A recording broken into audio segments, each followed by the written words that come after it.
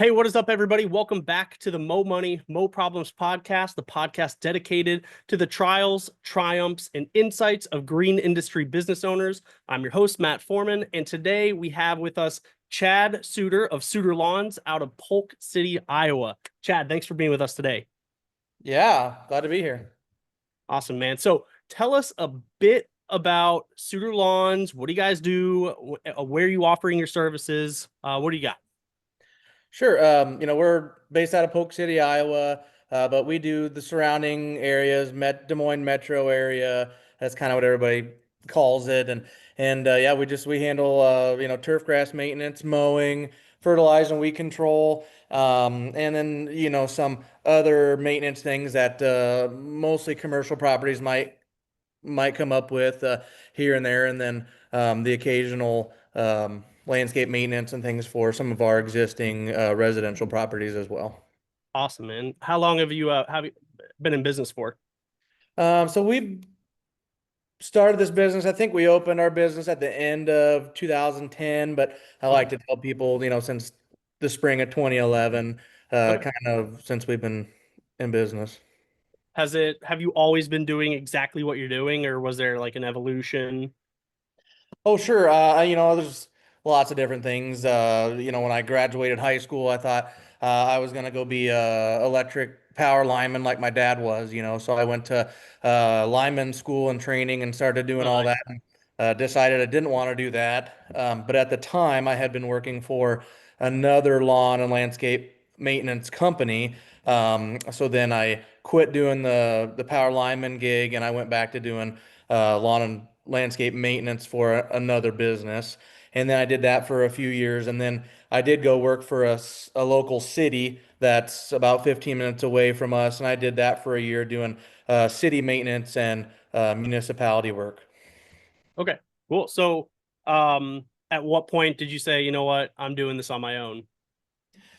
Well, yeah, I was working for the city for probably, 8 or 9 months and um, loved the work, didn't really love the political issues that came up with the city and all the everything that went into that. And so a friend and I decided that we would start a business together.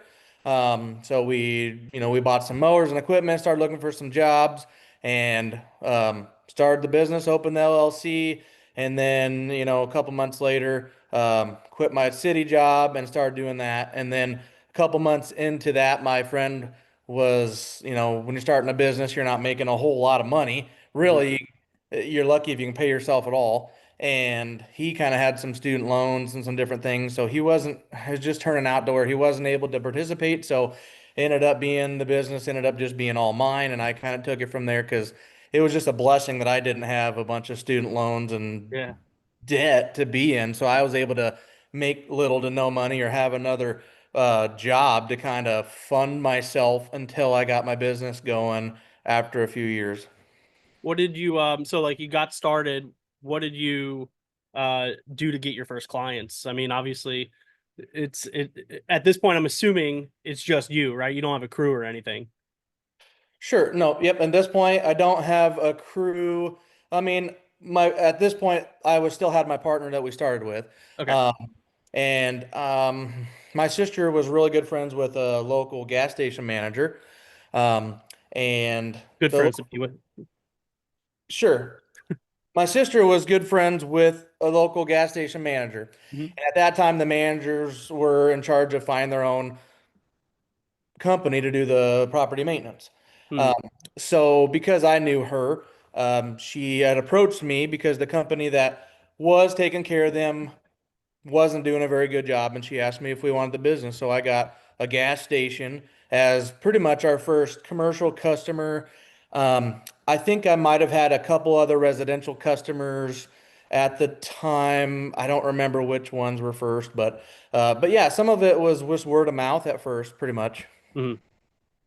And then was there at any point, you say at first, was there any point where it stopped becoming word of mouth and like people were just showing up and not having ever heard of you guys before?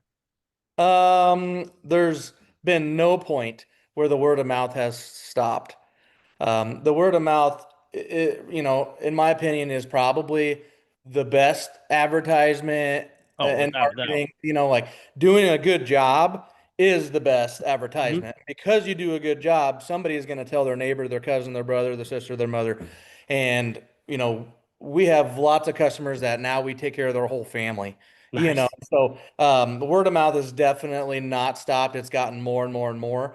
And then also, but we get a lot of people now, Google's huge. And then that sends you to your website. And so we get a lot of that as well too. So Do you guys have like I see you got the hat on, so I'm assuming some kind of like physical marketing going. Like you got signs, you guys do door hangs, anything like that? we have done door hangers in the past. It's not Okay. something we've done this year. We have, do some marketing, like advertising in some like local parades. Cool. We have send out some like every door direct mail, with the post office, some of those things. And we do get, one and a few hundred, customers out of that, which really does pay off. But yeah, we have done that several years, done the every door direct mail. Yeah, going back, the parades, and we have done some door hangers. Sometimes it's nice if you have the door hangers. If you have a customer somewhere where you don't have a lot of business, hey, go put a door hanger on, both next door neighbors or something, just and sometimes you'll get business that way. Hmm. Yeah, so I mean, we've done some of that. I don't have a lot of. I really want to do more advertising, like on our trucks and stuff, and that's something Okay. I'm in the work of doing right now. But I have never done that before. Gotcha. Cool. So are you talking like wraps on the trucks? Are you talking about just a magnet? Like what's that? What's the big plan there? Well, so actually, the plan is up in the air. We just Okay. sent pictures of our new truck and logos and stuff over to a designer, and so now they're going to be asking me all the questions. Are you wanting a wrap? Do you want Yeah. just stickers and the number? Do you want your phone number on there? Do you just want the email? So I'm leaning towards. I've got to get a price. What's the wrap going to cost? You know, Hmm. is it worth that, or can we can we make it bright and appealing without having to do a full wrap? Yeah. Uh, and then probably just going to do the website on there to lead people there instead of people just calling me directly. Sure. So when you say calling directly, like if people call, it goes directly to you right now? Correct. Okay. Cool. How's that been? Like Uh, juggling work and juggling phone calls. I mean, some days it's crazy, and some days I don't get many calls at all. Yeah, So I'm a people person. I like talking to new customers. I like talking to existing customers, especially if they're happy. for Uh, sure. I don't mind that, but sometimes, I'm in the middle of a job and usually I'm riding with another guy that's driving, and sometimes he's got to go out and do the job while I'm sitting there talking to a customer. So it is what it is, but we haven't had it's pretty consistently not all at once, so I get a call here and there, especially this time of year, we're slowing down. A lot of people already have a lawn care company Mm. unless they're moving to a new place or haven't had one and their yard's full of weeds or something like that. So those are the people that are calling me right now. Gotcha. So obviously you're no longer a one man crew. How many guys you got on the team now? We've got roughly 5 or 6 right now, trying to hire um, one, possibly two more guys. And then we just got an office manager. So that's been such a blessing to have somebody that's good at figuring those things out and doing emails and can get back to customers, and it allows me to, you know, check up on customers, allows me to Yeah, get more work done during the day, and just making sure that our crew's doing a good job instead of having to be on the computer and do estimates and stuff all day long. for sure. So any plans to have that office manager pick up the phone soon? It's a possibility. Right now, the phone's not crazy, so Okay, she's still kind of getting the hang of things. So sure. we're just gonna do one step at a time. And then when we start getting back into another busy season, that might be something that we do a couple days a week to start. Gotcha. So one of the big things all across the US is everybody has their own different seasons. What is what are the seasons there in Iowa? For lawn care or just what as far as all of Well, our work? just anything. Yeah, like when does like things kick off for the services that you offer? I mean, I know you do like lawn maintenance and lawn care, like with fertilization. So, it's middle of June right now. What are you doing right now? I know you're not selling a ton of new accounts right now because, like you said, people are usually pretty locked in. But like, what's going on service wise? What's keeping you guys busy right now? Right. Yeah. I mean, we get a couple of new accounts. We've got a couple I'm working on right now, getting prices and working with the owners and managers. But as far as right now, we are on our round two application. Our round one, as far as our fertilizer and our crabgrass, preventer, and our program mostly is a long-lasting fertilizer for our general program. Unless somebody's doing seeding or calls us late or something, they're kind of getting that fertilizer, and that has like a crabgrass preventer mixed in with it. Mm, So that's going on. We're starting that usually end of March here, as long as there's not snow on the ground and the weather permits. End of March.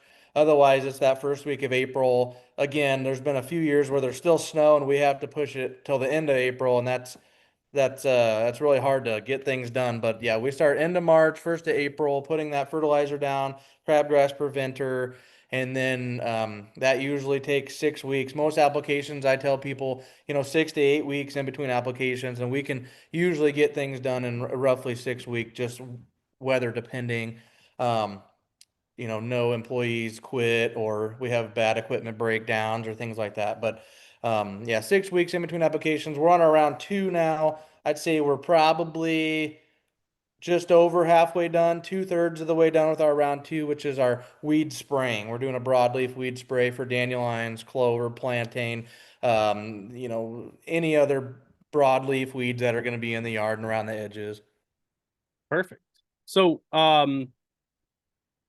you obviously you live in a very seasonal place. It's not like Florida where it's summer every single day. When is the hard cut for you guys? Like I know obviously snow is going to play a massive factor into things, but like you have your seasons. When are your times where you're just like I don't want to say sitting on your hands because there's always like something to do, especially in the business or on the business. But like when do you see like the kind of the beginning of the end for you as far as seasons go?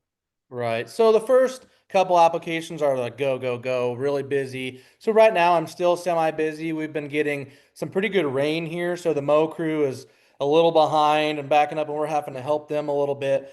And then that also, when I pull people off of the fertilizing, that slows our fertilizer down Mm, a little bit too. So, which is, why I'm trying to get more help there. But, after this round two, we slow down a little bit. Our round three is a little easier. We've kind of got the weeds and the fertilizer under control by then.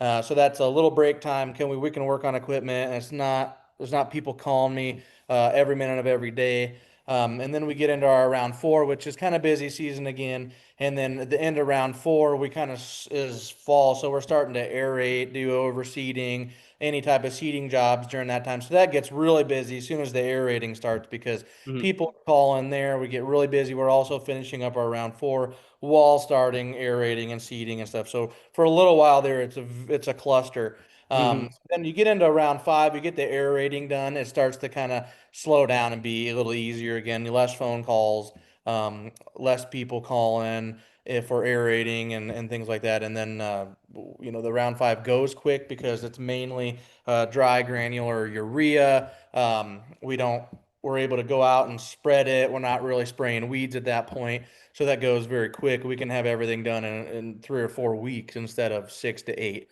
So that goes really quick. And then after that, during that time and after that, we are doing leaf cleanups pretty much up until it snows, up until the weather just allows us or makes it so that we can't do it anymore.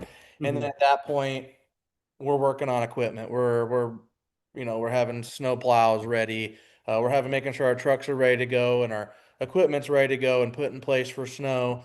Um, Gotcha. So you and guys do snow removal too, huh? Right. So we do snow removal. We've got commercial properties that we mainly do snow removal on. I don't do very many residentials, just a handful of residentials, some older folks, some people that I've known for a long time. Mhm. And they're close. They're really close by our commercial properties, so we can swing over and do them. Cool.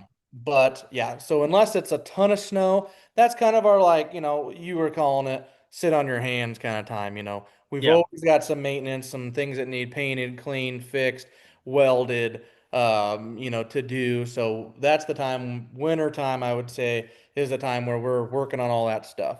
And it's also the time I kind of encourage my guys, like, hey, when you know it's not going to snow and we're not too busy, let's take some time off. Let's take a day. Let's go do something fun.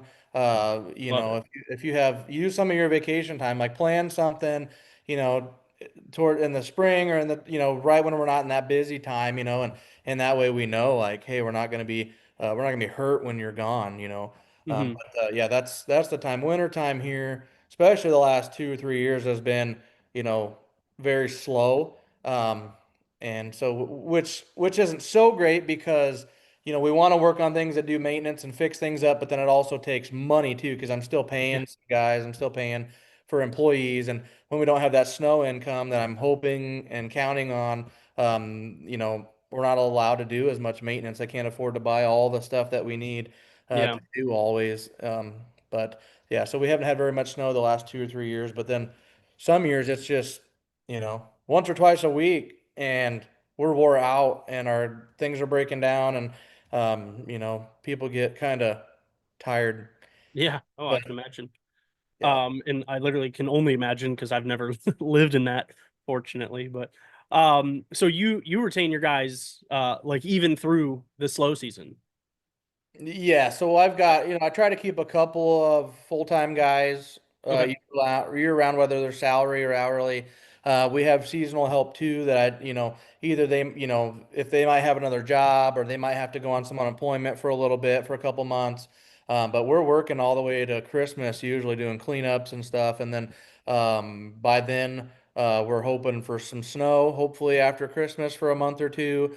And then, in February, we're getting people to pay for our lawn programs for the next year. Yeah. So in February, we're sending out invoices, we're sending out, people's lawn programs, and we're hoping to get that money in so that we can afford to buy our fertilizer and things like that, because we buy those things ahead of time. That way we're getting a discount, we're getting the cheapest price possible, Mhm. and that reflects onto our customers as well. Like, if I have to pay Yeah. more, of course they're going to pay more too. Yeah. So I know with other business owners that I talk to in the space, the hardest time of the year, obviously, for them is the winter time. I mean, there's less work, and in some cases almost no work, especially if the ground's frozen, sort of stuff. And let's say they don't offer snow services. Um, have you ever run into a time when like it was like dire, like a dire year where you're like, man, I don't know how we're gonna survive this winter? Yeah, I have. And, even this last winter was almost that way, Mm, because I had two guys on salary, so I'm still paying them hmm. more than I'm making myself. And it snowed like 3 times, and I'm looking at the bank account like, oh, I don't know if I can afford to pay you. And yeah, there was a couple months where I had to put my guys on unemployment just so that we could make sure our bills were paid. And then luckily it did snow a little bit, and we were able to get those, and the problem is, once it snows, we don't get paid for another month or more. And there's Mm, some people that might even wait longer to pay us. So, to keep that cash flowing, sometimes, I've got to, that's what the unemployment's there for, just to help us out and, keep guys paid and keep us in business. So I try not to do that, especially for my full-time guys, but sure. unfortunately, sometimes it happens. I made some expenses before winter on some equipment, and got some extra accounts hoping for that snow to make that extra revenue to pay for everything, and it just didn't work out that well. Yeah. Do you do anything like, I mean, we're halfway through the year. Do you do anything now to prepare for winter, whether it's like financial, whether it's like account driven, like anything to almost plan ahead? Because like when I see some owners, it's always fascinating to me because I've seen it where winter seems to catch a lot of companies off guard, even if they've been in business for a decade plus. I mean, you kind of know that, hey, it's going to slow down. So, like, is there anything that you do or could be doing to better prepare yourself, or are we just always going to be like hey, winter's coming and there's really nothing we can do about it. Yeah, I mean I mean you do obviously need to have some sort of budget so that you can keep your full-time guys paid. You can only spend so much money, and it's Hmm. hard when people at the spring of the year, whatever, that people get that cash flow, and you're like, oh, I can buy this, I can buy that, I can do this. You got to be conservative. Yeah. And I've been doing this for what, 15 years or something now, and I've seen a lot of companies come and go, and they try to be too big for their britches. They try to be Hmm. they try to get too many nice new trucks and equipment, and they try to do too many things, and they sell themselves short. They don't do a good job, and really, they're in business for 2 to 5 years. So yeah, I Burn mean, bright and fizzle out. I've got to have some older equipment. I can't buy anything new, and I do buy some things new, like my mowers and my Mhm. trimmers and things that are worked hard and get a lot of maintenance. So I buy some of that stuff new, but you don't need brand new trucks. You Right. don't need brand new trailers. I sandblast and repaint my trailers, and then we do our own wiring and pack our own bearings, and there's a lot of things you can do if you can do just a little bit of maintenance and know how to do just a few things yourself, or have a couple of decent guys that can do it, to save yourself some money. And then all those little things, $1,000 here and there, really add up.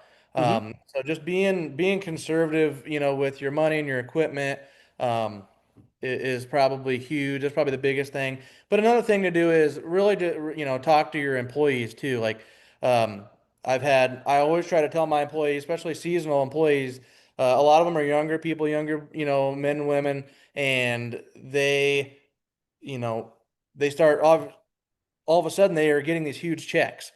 They go from college or whatever to working for me, and they're making two, three, $4,000 a month. Where they've never made this much money before. So they're spending and they're getting a car and they're making these payments and they're doing all this stuff. But Yeah. then communicating to them, telling them, but this isn't going to last forever. Like, you can't spend all this money. Like, you Yeah. need to be saving 25, 30% of that every paycheck so you can so you have a little extra money like in January, February, March. Hmm. And I've had several employees just not listen, not pay to me, and then all of a sudden, hey, you're not giving me any work. I don't have any money. I can't afford to pay my bills. I'm like, Yeah. I told you. Like, what do I say? What do I do? And all of a sudden, it's my fault, and then I feel bad because they're in a bad, rough place, and I want to keep them as an employee. But at the same time, like, hey, I've told you, I paid you really well or over, more than a lot of other companies are paying, and this is a seasonal job. So, but communicating that, and telling people, like, so they're prepared in their mind, I feel like can help. Hey, you're gonna have to look for a part-time job come winter time, or hey, you're going to go on unemployment, but then you also need to keep some money so that, because unemployment's only like 40 or 50% of what you're normally making. Hmm. So, doing some of that can help, because keeping employees around is important too, Yeah. or having them around to help with snow, if and when it does snow. Yeah. Yeah, the budget, and then also just communicating to your guys and your help is huge. Oh yeah, for sure. Yeah, I mean, as a business owner, like you have to be super thoughtful about what's ahead, not just like what you got to be spending right now. Obviously everybody's biggest expense is going to be overhead on their employees, like making sure those salaries are taken care of, and that comes first and foremost. And I mean, I love, as I say, I love hearing this. I love hearing your selflessness here. But you said your employees would make more than you like in the winter months. Like, and that's just a sign of a true leader, honestly, because I mean, sure, you control the purse strings, you can really squeeze your business tight, I'm sure, and pay yourself more, but like the health of the company is important. Obviously, your Right. employees are important, and building that loyalty is super important because and that's ultimately what's going to lead to a company where people want to work with you because the green industry it's tough to retain good employees. Yeah. There's Yeah. it's people are tough. They can be poached by other companies. People not always cut out for this industry too. So yeah, holding on to good loyal employees is a big thing. And so yeah, again, it just says a lot about your character where you know that, hey, you know what, I will take a cut so my employees don't have to. So I think that's massive. Um, Kind of thinking along those lines though. I always like to hear how people weathered this. If you even had to, what went on for 2020 with you? I know obviously like every business had to do some sort of adjustment. Some companies like, hey, they thrived. Some either died or almost died, or some had to like kind of completely change anything. Was 2020 any like was it booming for you? Was it a tough one? Like what happened there for you? Sure. Yeah. And in 2020 is, it's during COVID, so, honestly, for us, it wasn't that bad. Cool. We were so-called an essential business. The grass Mhm. doesn't quit growing. We're outside, we're in Iowa. Nobody told us we couldn't work. Nobody restricted us at all. Okay. We didn't have to wear masks unless we were in some sort of private place that asked you to wear them. Mhm. But outside, yeah, we're not wearing masks. And my guys really didn't get sick, Mm. for the Nice. most part. Luckily, we weren't, I didn't have everybody sick all at once. So we didn't have to stop work or anything. Um, and, we did okay. I didn't have anybody quit then because, nobody was hiring, Right. Yeah. so nobody quit. We retained our guys that we had for the moment. And actually, we boomed a lot of business. Yeah. Everybody, a lot of people started working from home, looking at their yards, saying, hey, if we're going to be home, we might as well enjoy our grass in our yard and stuff. So we ended up gaining a ton of business, especially lawn care customers that year, just doing the fertilizing we controlled, just because people Mm. wanted to have a nicer backyard. Right. Yeah, it's an interesting one because I mean it's a no contact service that you're providing with them, no contact with them. So yeah, we saw a lot of companies absolutely thrive during the time, especially the ones where I don't want to say they took COVID less seriously than others. I'm in Florida, so I think we only ever had to lock down for like a week then when it first started, but after that it was like business as usual. And so yeah, I noticed though that some of the states, like when they locked down hard, and that there were some inverse effects. So I love to hear that like you thrive during that.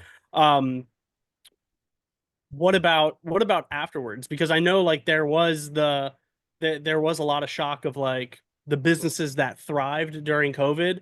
It's like okay, this is just our new trajectory, but then that wasn't always the case. And then businesses competition then came back, or to your point employees can find other jobs should they need them. Like, how has that been for you? Has it just still been an upward trend, or has it been a little bit of rockiness since then? Yeah, right now that's been okay, but yeah, like the year or two after, I would say, as things started really opening back up and businesses started figuring out that, hey, where'd all of our workforce go? Mhm. And then all of a sudden there's not enough help, or there's not enough people wanting to go to work, or I don't know if a bunch of them just died, or I don't know what happened, but all of a sudden we have a super duper need. Nobody can hire anybody, and Mm. everybody is just starts overpaying what people are worth. Yeah. And then all of a sudden, you're at your same price point for customers and mowing and fertilizing and your lawn and landscape, maintenance, or and you're overpaying your employees just to either keep them around or get them to come work at your business. Mhm. So What that was the biggest struggle there for just a couple of years. have you had to do anything to kind of like fix that? Like how's your hiring process right now? You said you're in the middle of hiring. Like, what are you doing to try to find someone? I mean, we post ads online. Okay. Um, People can upload their resumes and things like that. And then, if they look decent enough, we'll contact them. We'll call them. I'll schedule a meeting with them, and we'll go from there. Okay. Or are you using like Indeed or something like that? Yeah. Yep. Okay. Cool. How's that been working? Lately has been working, really good. This year we've Good. had a lot of good applicants, but like I said, after COVID, we did Indeed, and it was just a nightmare of people Mm. wanting to live off the government, wanting to keep their unemployment check going, just applying for companies just so they could say they applied. And you Hmm. still get a lot of those right now, but it seems like we're actually getting more people that want to work instead of less people that don't. Gotcha. So when you hire somebody, what's the position you're hiring for right now? Mainly just a lawn care technician, so it's just a Okay. base, help with mowing and doing some landscape maintenance and, etc. Yeah. How do you get this person trained up? Like, are you hands-on yourself? Do you have somebody else doing it? You kind of just step back and like, hey, we're looking for somebody with experience already and just like let them do how they do it, or what's that process look like for Right. So I'm hoping that I can find somebody with some experience already you? Hmm. right now. But we always, I'm always getting some younger guys or whatever that's getting trained. So hopefully, we're putting them with somebody that at least has some experience. So they're seeing, and getting trained on how to mow, how to weed eat, how Hmm. to take care of our equipment, how we want to keep things up, keep things clean, how we put things away, things like that. Gotcha. And so do you have like a number two? Do you have a foreman, anything like that? Yeah, so I've got one guy that's been here for, 3 years, and he mainly helps me. I kind of got him in charge of the lawn application stuff right now, but then he kind of will oversee and help some of the mowing guys and some of the maintenance staff Hmm. as needed, if somebody's gone or quits or calls in or something like that. Gotcha. And are you do you guys like do anything specific or different to like retain your employees? Like, or do you have any like offerings beyond just what the pay is right now? We do have, like a retirement match program. Uh, Awesome. we're working on a dental and vision insurance that people can either take or opt out of.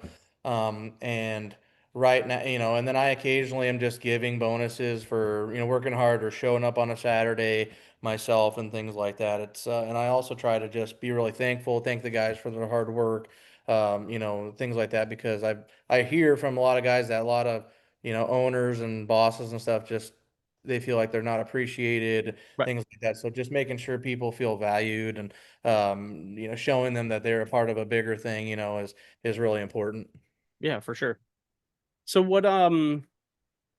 what's next for Sutter Lawns? Like, do you plan on expanding? I know you said you're doing some like landscaping, specifically like landscape management stuff.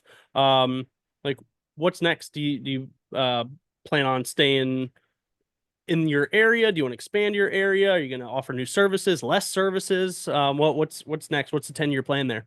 I mean, for the most part, I don't want to go any further than we're going now, Okay. any more towns than we're reaching right now. There's plenty of people and customers and owners, in the area that we're serving, Hmm. that there's enough business for everybody, really. Sure. We're booming around here. It's one of the fastest growing areas in the whole state right here. Nice. So we have plenty of business and work. If anything, I'd like to tone it down and get more customers in a smaller area, Hmm. and focus on that, because really when you have less drive time, you're just making more money. Yep. Um, you're able to handle more customers. You can do more quicker with less help, less gas, less fuel. It's just everything about being closer is better. Yeah. Was there ever like a moment in your company, and it could be winter. I know we kind of already talked about winter, but has there ever been a moment in your company where you're like, man, this is just like I'm done. I'm not cut out for it, or like have you always just been like grow, grow, grow? No, I mean the hardest part is just like dealing with employees. Hmm. When guys tell you they're gonna stay and then they end up quitting or don't even call in, and or just don't even show up and they're not here Hmm. anymore, or getting people that are loyal, that'll stay, that are okay with, hey, we agreed on this salary, and then all of a sudden I'm not making enough money. Like, it's never enough money. Nobody's ever enough money, and I'm like, that's fine, but we can only pay so much. And so the hardest part is just, honestly dealing with employees. If they quit and we can't get things done, it's all falls back on me, and they're left scot free, with nothing on their shoulders. So it's, having a commitment from them is super important. Having guys hired that are going to actually stay for at least the season, is super important to me. And that's Hmm. kind of what I ask for. And so when people just, up and quit or, do that, I'm committing to their paycheck, to their payment, to keeping work for them. And when they don't, hold up that side of the commitment, it's pretty disappointing. Yeah. Yeah, no, totally.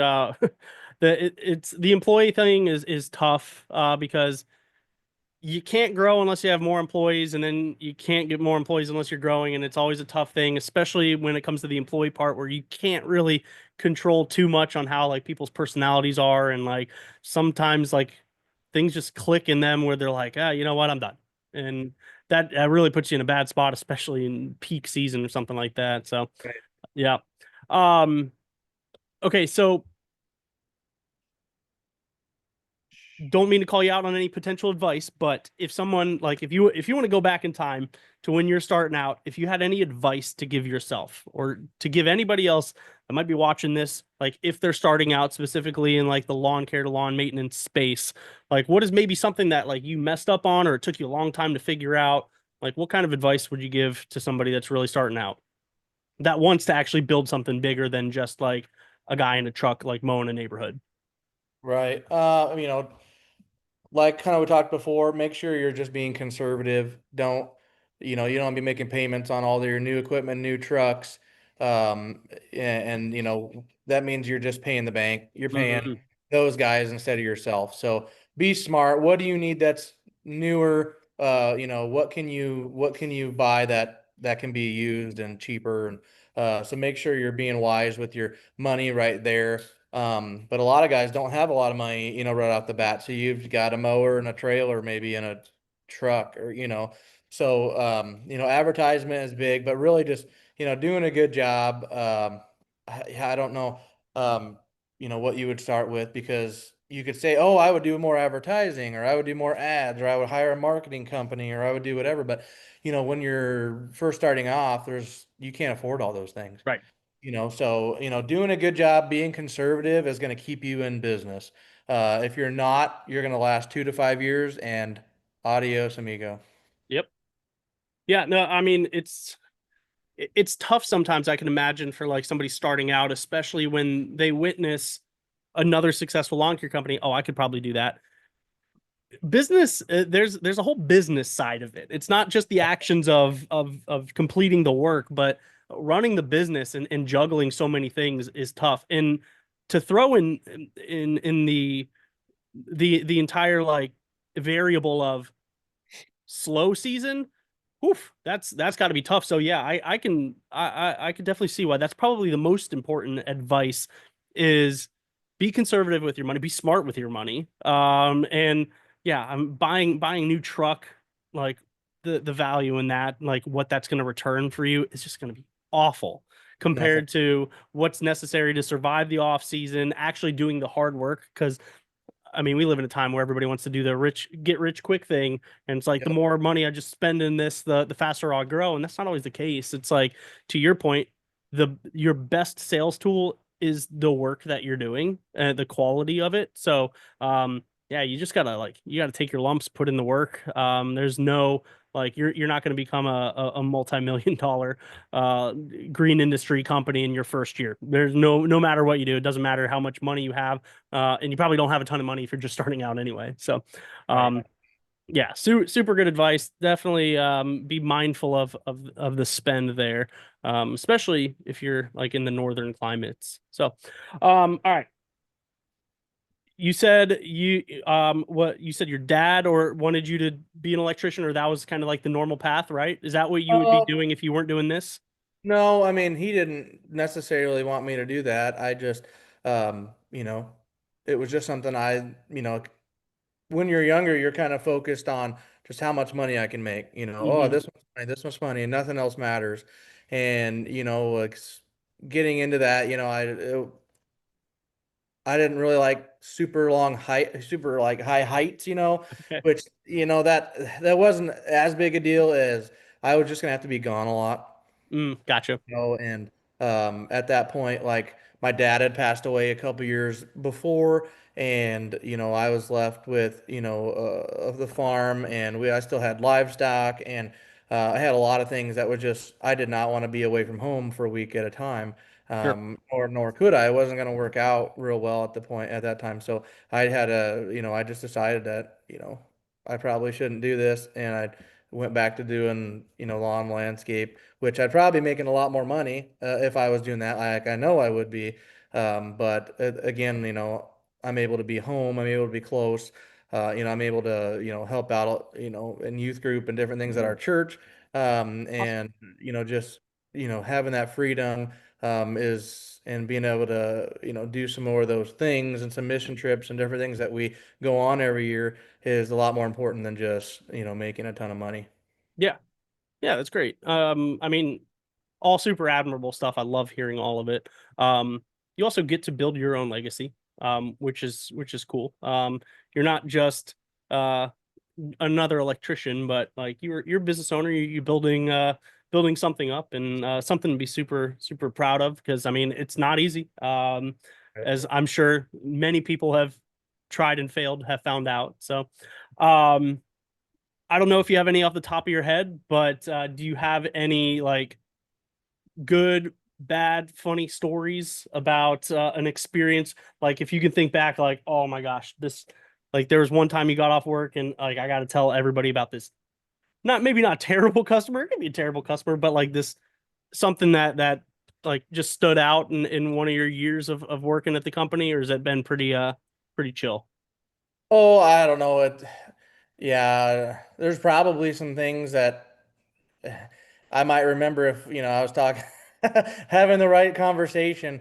But, the, you get those customers that are crazy, that say one thing, that call you all the time. A lot of times it's older folks. I've got some customers that, this one lady, is called, she'll call maybe a couple times a week, and tell me the same thing. Hmm. Or, we'll tell somebody, hey, don't pay until we send you an invoice and they just keep sending checks before we even have invoices made, and it just makes for a cluster. There's things like that, every once in a while, a mower ends up in a pond or stuck in somebody's yard that it shouldn't Oh be, no. and sometimes it's funny and sometimes it's not, Yeah. but for the most part, I'm sure there's some more funny stories, some, good ones out there. But nothing's coming to mind right at the moment. Yeah, I wish I had something better for you. Gotcha. No, it's all good. So what do you do in your off time? I know you said you like go on missions trips, you serve at your church. That's amazing. The roof above your head, right? You got the wood, the shiplap or not shiplap, but how did Yeah. did you do that? Yep. Yep. Yes. Yeah. So So are you a we rent. carpenter? What's going on there? So I renovated pretty much this whole house, from the That's floor awesome. to the ceiling, the walls, the window, the electric, so this house, it used to be a single wide trailer home, Oh, and cool. you wouldn't even be able to tell now, I'm there's about to say, there's nope, doesn't. there's, there's rafters over it, and when I was really little, my dad, he added on an addition, and so basically what I did is I came in, I basically took out all the trailer walls and redid the floor and rebuilt the trusses so they're vaulted, and we spray foam the walls, and it's all new electric and all new drywall and all new um, plywood and Tyvek and siding and paint and roof and porch and everything. So almost every spec of this place has been gone through, redone. And You you know, and like you do that. this? Yeah, yep, we did all this. And I've had some guys that have worked for me, so in some ways, I've kept them busy through the winter, just or Okay. all the winter, just to help me with odds and end miscellaneous projects. Yep. Yeah. How do you learn all of that? YouTube University or you like experience with it? I don't know. I mean, growing up, my dad was a, do-it-yourself kind of guy, but everything would always kind of be just, so-so, not done so well. So I spent a lot of time just redoing, fixing his mistakes and mess ups, and trying to do it right. I'm kind of a perfectionist, so I'll look up, the proper ways to do things, and I'm kind of a guy that can, I figure out how to do it and know how to do the right way, very quick, very easy. Mhm. But then, it's not always easy to do it the right way, even though I might know how Sure. and, know how it should be done. So I'm a little particular that way. But yeah, it's been fun. It's right now we're redoing our kitchen. Just had flooring put in there, and I have a friend of mine building us, new cabinets for that because we end up having some water damage, some insurance claim on that Gotcha. last year. So it's taken a while. But yeah, I just kind of figure out as I go. I've had some really good friends that are carpenters, do construction too, that have helped me, and I learned a lot from them. Um, and I've paid to have a few things done. I paid to have some friends come in, and yeah, I'll work along with them, and then I may have an employee or two help for a little while here and there just to try to get things patched up. But I've been working on this house for 15 years, and you can't afford to do it all at once. You just do a little bit at a time and figure out what needs to be done first so it doesn't counteract something else that you have to do later. Right. Yeah. Well, that's great, man. You're a very handy guy. It looks great. So congratulations. And I mean, yeah, that's just the plight of a homeowner. There's always going to be something to work on, something to Yeah. fix. So that's cool, man. Well, one last thing. So you post on your Facebook. I've seen the videos of you. You're good. You're very charismatic. You're crushing it. Um, why aren't you doing that more? Probably need to. You need to. People love it. You look good on camera. Like it's very good at interacting with like the people that are going to see you on social media. Those are your neighbors. Those are the people you eventually going to work for. Man, I want to see you in front of a camera more often because yeah, you got it. I think this is kind of your thing in addition to all of your other things that you're good at. So yeah, definitely recommend that. So all right, I will Chad. try to do more videos. It's definitely something I, think about, but just Hey, it sets you above every like 99% of other like green industry businesses. I get it, very blue collar space. It's why a lot of people hire us is because they don't want to deal with like the internet stuff. I get that. I, But I'm also like, hey, be proud of what you do and where you're doing it at. And yeah, it works well. And plus you got the advantage because you're actually really good on camera. So I I would probably need to get, I need to figure out, I need to get more people to like our Facebook page. That we might can help help. you with that. Uh so to anybody wondering, run an awareness campaign to your Facebook page, run an engagement campaign. That'll just get some very easy clicks, build up that, and then do the videos. Like it works really well for any like green industry company, and we'll have that conversation off camera. But yeah, there's definitely like ways to leverage it for very cheap. I'm talking like $2 a day sort of thing, cheap, that can like turn into like probably one of the biggest avenues of people finding out about you. So we Sure. can have that conversation. Podcast is not supposed to be a pitch on marketing. But Chad, it was great talking to you, man. I appreciate your time. This was awesome getting to know a little bit more about you, where you came from, those struggles, especially the ones that you face with like the seasonality, the wintertime, employees and all that stuff. But like you're building a great business. I know it's only going to get better. You're really committed to obviously doing good work, but committed to your team, your employees. You're just a great guy. And so it's been an honor having you on. I want to obviously let everybody know, check out Sutter Lawns. You can check them out. What's the URL on the website?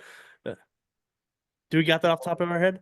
Let's suitorlawns.com. Suitorlawns.com. Perfect. So check them out because they're doing things the right way. So you can learn all about them. Check out the Facebook page because Chad's crushing it on there. And I'm sure after this podcast, he's going to be doing even more. So, I better get a video on there. yeah. But Chad, dude, awesome having you on. Thank you for taking the time, man. Yeah, great. So, all right. Well, that about wraps it up. Thank you, everybody, for joining in on the Mo Money, Mo Problems podcast. We'll see you on the next one.